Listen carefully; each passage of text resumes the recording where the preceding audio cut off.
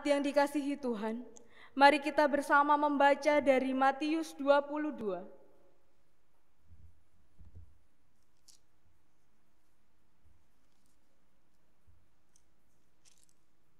Matius 22 ayatnya yang ke-15 hingga yang ke-22.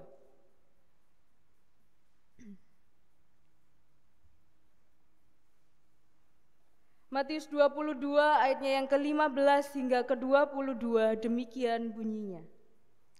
Kemudian pergilah orang-orang Farisi. Mereka berunding bagaimana mereka dapat menjerat Yesus dengan suatu pertanyaan.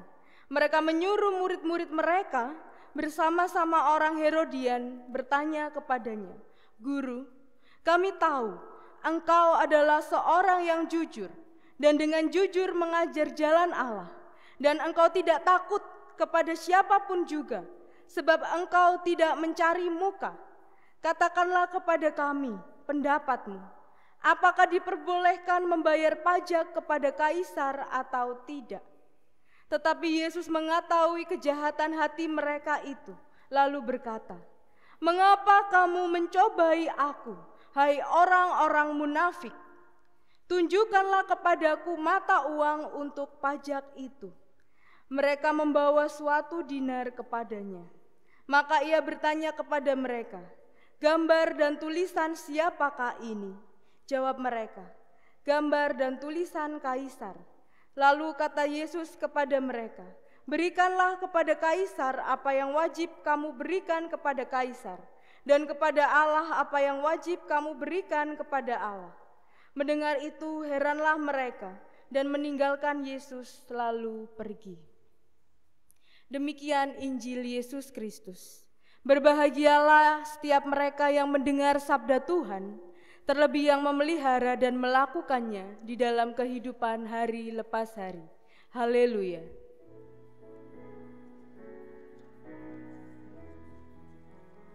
Haleluya, haleluya, haleluya, amin. Haleluya, haleluya, haleluya, amin. Selamat pagi Bapak Ibu Saudara yang dikasihi Tuhan. Bagaimana kabarnya hari ini? Puji Tuhan. Bapak Ibu Saudara yang dikasihi Tuhan, saya ingin bertanya kepada Bapak Ibu sekalian. Jika semisalnya kita sedang berjalan-jalan, entah itu di taman kota atau entah itu di pusat perbelanjaan, lalu kita menemukan amplop coklat di tengah jalan. Dan ketika kita melihat amplop coklat itu ternyata berisi uang yang sangat banyak. Atau misalnya ketika di ATM kita ada uang nyasar 10 juta. Lantas apa yang akan Bapak Ibu lakukan? Apakah Bapak Ibu lalu akan melaporkan kepada orang-orang yang berwenang? Atau lalu Bapak Ibu tergoda untuk menggunakan uang itu? Bagaimana Bapak Ibu?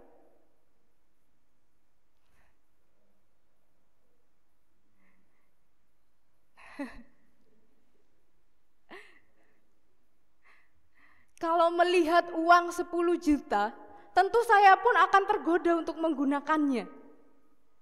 Karena tiba-tiba ada uang segar di ATM saya. Tiba-tiba saya menemukan uang yang banyak di jalan.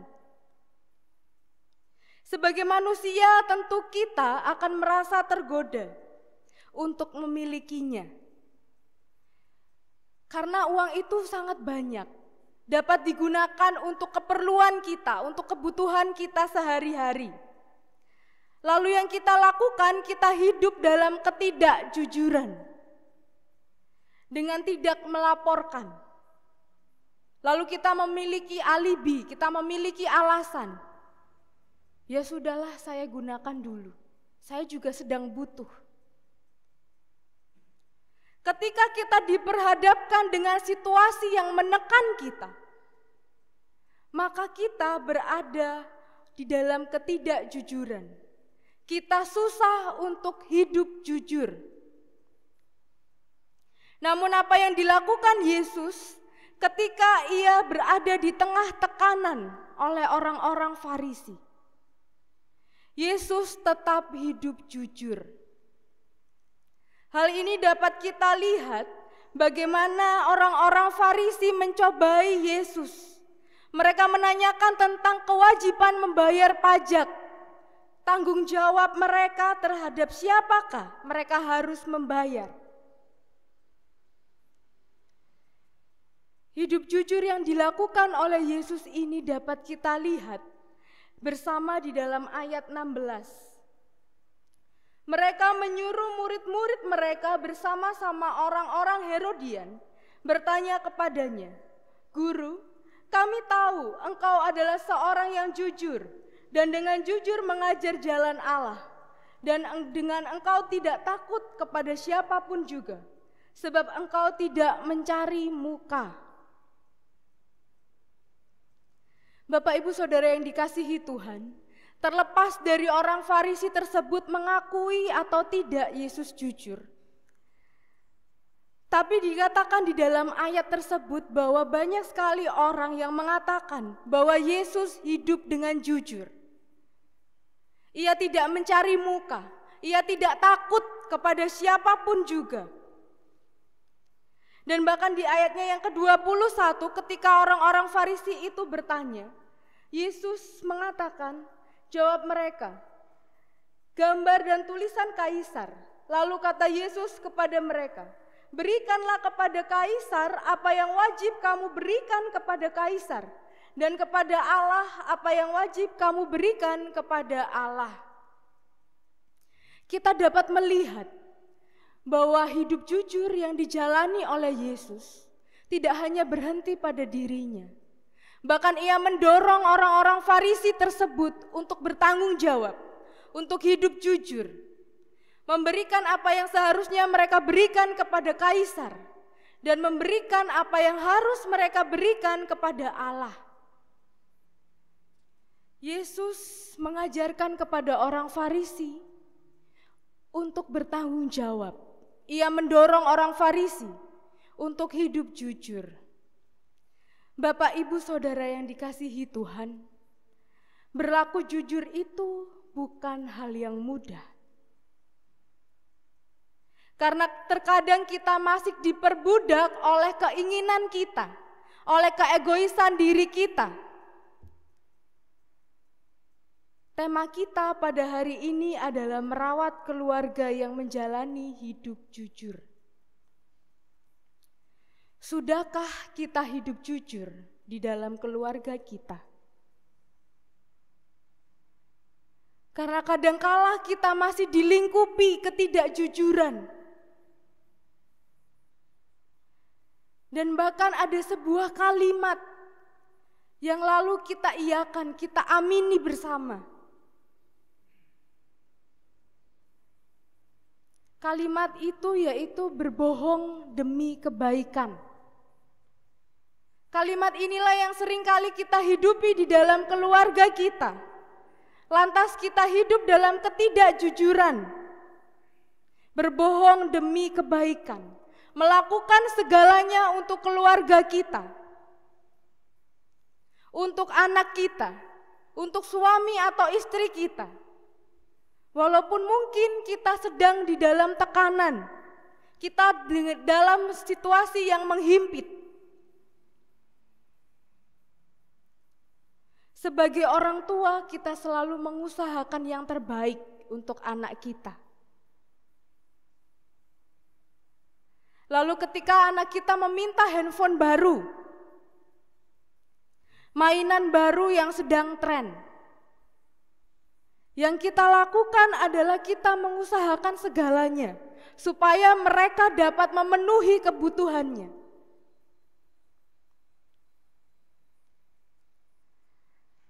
Lantas saat itu kita sedang hidup dalam ketidakjujuran. Alangkah baiknya jika kita jujur terhadap anak kita. supaya mereka dapat bersabar, supaya mereka juga dapat mengerti apa yang menjadi pergumulan orang tuanya. Lalu ketika misalnya anak kita meminta sekolah, di sekolah elit, di sekolah yang bergengsi, kadang sebagai orang tua, karena tidak ingin anak kita sedih, maka kita akan mengusahakan sebaik mungkin. Kalau kamu ingin menjadi pramugari, kamu ingin menjadi dokter, ayah dan ibu akan memberikan segalanya untuk kamu. Padahal kita tahu bahwa kita sedang ada di dalam situasi yang menghimpit.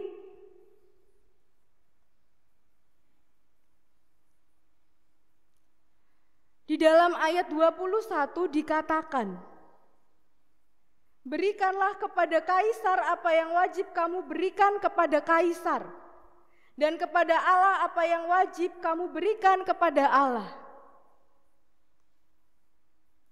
Yesus berkata jujur, bahkan ia mendorong orang Farisi untuk hidup dalam kejujuran, bertanggung jawab kepada kaisar, dan bertanggung jawab juga kepada Allah yang memelihara mereka. Inilah juga yang hendaknya kita lakukan di dalam kehidupan kita hari lepas hari. Jujur kepada anak kita. Kalau kita memang dalam situasi yang menghimpit, maka jujurlah kepada mereka. Kalau kamu kuliah di tempat ini, kamu kuliah jurusan A, B, atau C, maka kami sebagai orang tua hanya dapat memberikan sebesar sekian. Inilah yang kami punya, yang kami persembahkan untuk kamu. Dan maka dari itu, mereka akan belajar untuk memahami orang tua mereka. Dan mereka akan belajar untuk bertanggung jawab akan diri mereka dengan mencari beasiswa, dengan belajar sebaik mungkin. Artinya dengan kita belajar untuk hidup jujur, dengan begitu kita juga mendorong anak-anak kita untuk belajar bertanggung jawab atas dirinya. Begitu pula dengan anak-anak. Ketika kita disuruh beli oleh orang tua kita, Dok, Le, tolong belikan gula.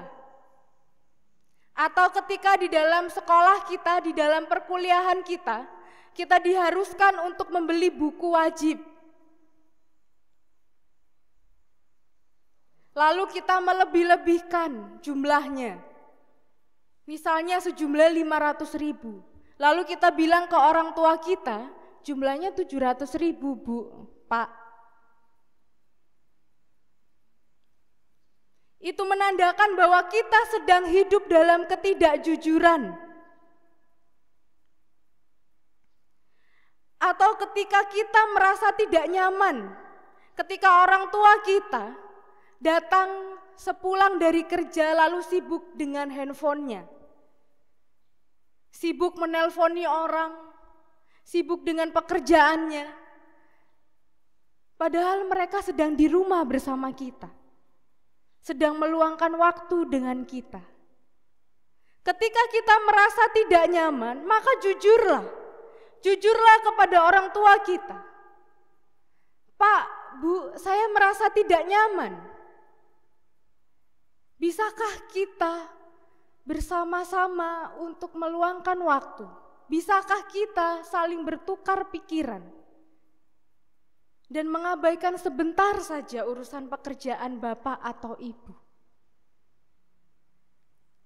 Katakan dengan jujur, supaya kita juga belajar untuk bertanggung jawab atas diri kita. Dengan hidup jujur, maka kita sedang merawat keluarga kita, saling memahami, saling melengkapi satu dengan yang lain. Oh, ternyata keluarga saya seperti ini. Oh, ternyata orang tua saya seperti ini. Anak saya seperti ini. Belajar bersyukur atas apa yang Tuhan beri dalam kehidupan kita. Dan saling menguatkan. Karena dengan hidup jujur, maka akan mendatangkan damai sejahtera. Bapak Ibu yang dikasihi Tuhan, ada sebuah lagu yang mengingatkan kita tentang bagaimana kita dapat hidup jujur dalam kehidupan kita. Lagunya dari Kitab Bakti 69, Ku mulai dari diri sendiri.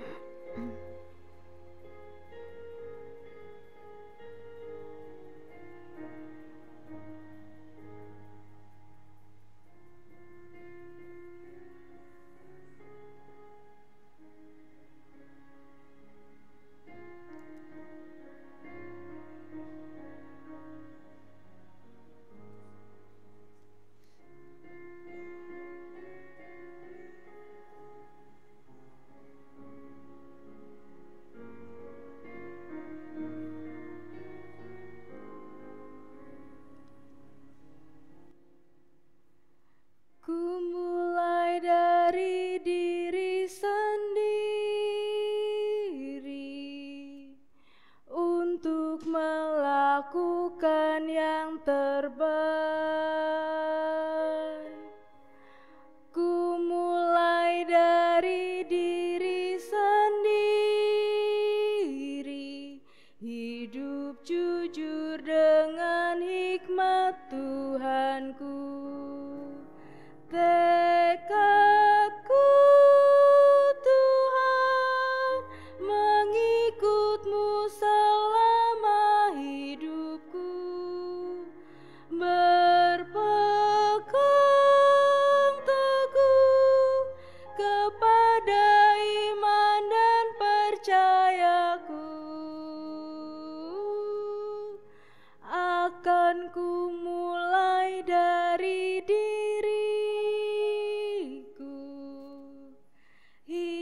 melakukan yang benar, biarpun kecil dan sederhana, Tuhan dapat membuat jadi besar. Ku mulai dari diri sendiri.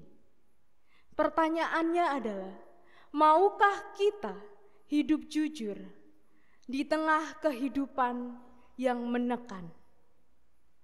Amin. Tuhan memberkati.